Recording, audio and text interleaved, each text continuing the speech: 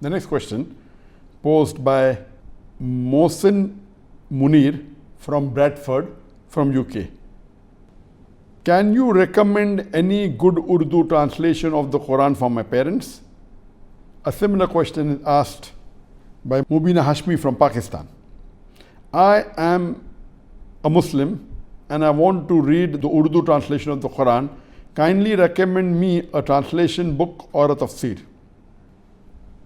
I normally read the English translation of the Quran. My Urdu is weak as far as reading is concerned. But I did ask some of the people who are knowledgeable in the field of Islam, and they told me that one of the good translations in the Urdu language is Ahsanul Bayan by Maulana Muhammad Junagadi. It's also printed by the King Fahd Printing Press in Medina, Saudi Arabia. And the second good translation in Urdu is Tafsirul Quran by Sheikh Luqman Salafi, who was the secretary of Sheikh bin Baz, Rahimullah. May Allah have mercy on him. So these two are the good Urdu translation, with authentic, and inshallah if you read them, you will benefit.